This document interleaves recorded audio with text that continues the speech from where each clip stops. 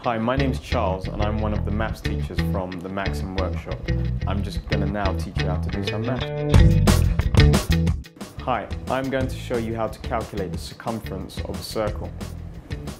The first thing we want to do is set out our circle, and just to show you what the circumference and any other variable that might be relevant, how it looks on our circle.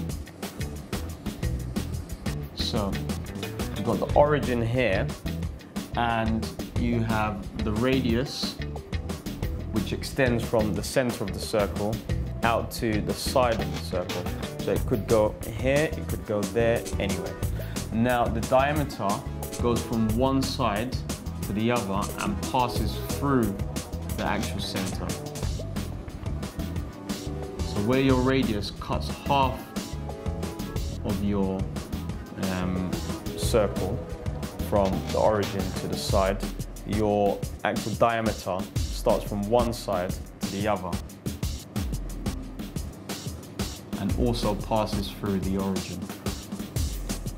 So those are the two main things that we're going to use to calculate the circumference. Now, the basic idea is that the circumference is a measurement of a perimeter. So it's basically the outside distance of your circle. So if you were to walk all the way around this circle, it would be the distance that you've traveled. So circumference is given by another equation, pi times d.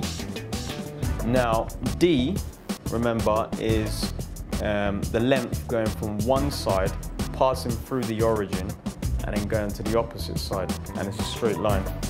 The radius is half of that distance. So you have pi times 2r. So pi r times 2, okay? This is not r squared, but this is r times 2, okay? So if we were given measurements for the radius and the diameter, with both measurements we could calculate the circumference of any given circle. So if we take one circle,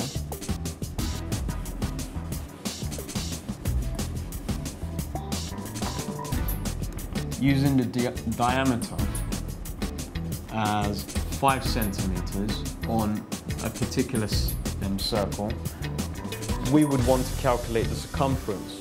So now we're going to first of all approximate pi, which more accurately equals 3.142, but we're going to approximate it to 3 just for ease of calculation.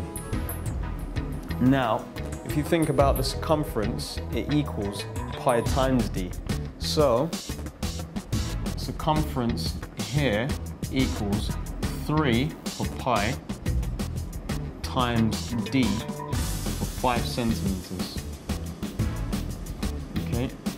Now that gives us a measurement of 3 times 5, which is 15 centimeters. Now remember, centimeters, not centimeters squared, because circumference is a length, not an area. Now, that's our first calculation. So that's how to calculate the circumference, given we know the diameter. Now what happens when we don't know the diameter, but we know the radius? Well, if you think about it, once you know either radius or diameter, you know the other. So if we were given the radius now of a different circle and it was equal to 10 meters, that would imply that our diameter equals 20 meters. So again, we'll approximate pi as 3 and we'll try to solve out what the circumference equals. So the circumference now, again, is equal to pi, just as a reminder, times 2 times r. So we've got pi times 2 times the radius. So we have 3 times 2, which will give us 6, times r, which is 10 meters. Okay, so that means now we've got 6 times 10, which is 60, and units of meters. So our circumference on this circle will give us 60 meters. Remember, these are two different circles, one having a diameter of 5 centimeters and one having a radius of 10 meters, which would imply a diameter of 20 meters. So that's how to calculate the circumference of a circle.